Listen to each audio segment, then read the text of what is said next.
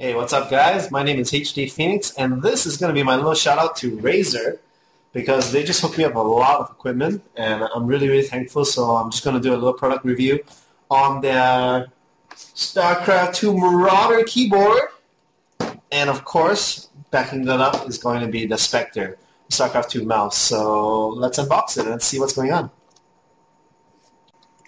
So here we have it, the Marauder keyboard. Now, if you notice, all these keys are really, really soft. Like look, I'm going really fast, and it has no noise. It's exactly how I like my keyboard. Now, I know a lot of people are big fans of mechanical keyboards.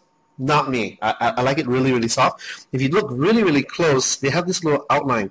That's because every single key is backlit. Yeah, this is incredible. The thing is, while the player is not going to make a lot of notice about this, but if you're a caster, if you're a competitive player, it really, really stands out, and actually all the backlight keys are APM sensitive. So just like the headset, just like the Banshee, when you're not doing anything, it's blue. When you have about 50 APM, it's about green. 150 APM is yellow. Then if you're maxing it out at about 250, it's going to be red. So that's really, really sick. Now it does have, wow, that is a long cord.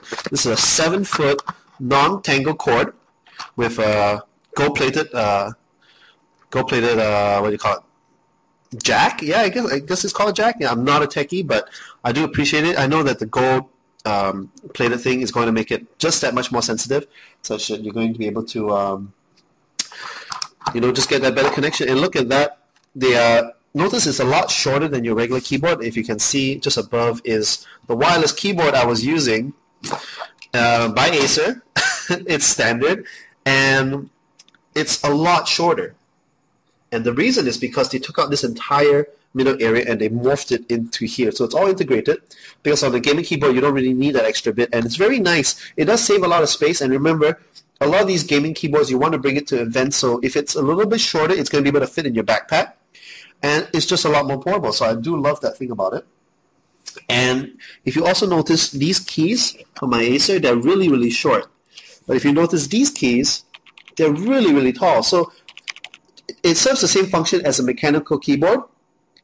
When you really want to get that feel when you press down that key that you really did hit that key, and it allows for some very, very quick APM, and then you can just be very, very quick about it. So yeah, I mean, it says something here on the box of on-the-fly macro reconfiguration. Now, I'm just going to assume that that's going to mean that you're going to be able to change your keybinds. So basically, if you have a keybinds for World of Warcraft, or you have a keybind for a different game, you're going to be able to reprogram your keys separately, so for each game. So you're going to be able to, that's really, really helpful if you play multiple games, especially if you're competitive. So that's going to help out. So yeah, so I think this is a pretty sick keyboard. So let's move on to the Spectre, the mouse. Alright guys, and we're back, and this is going to be the Spectre StarCraft 2 mouse, and it's going to be up against my Alien G9, which I had before.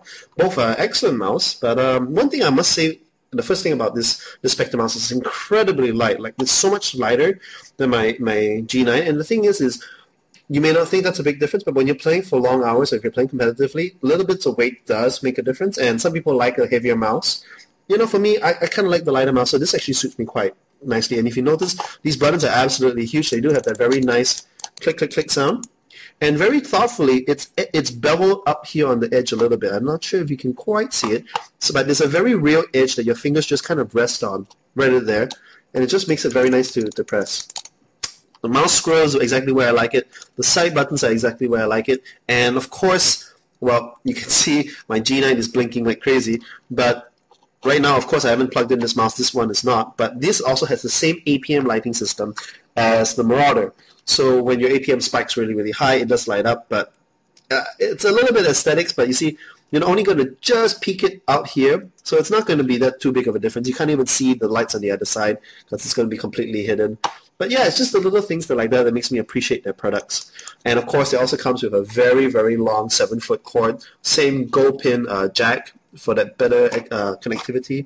And let's see on the box, what else is this mouse supposed to do? Lightweight, 5,600 dpi. Are you kidding me? Wow, 3.5G laser sensor. cord that will not tangle. I really do appreciate that. Button force adjustment. What the?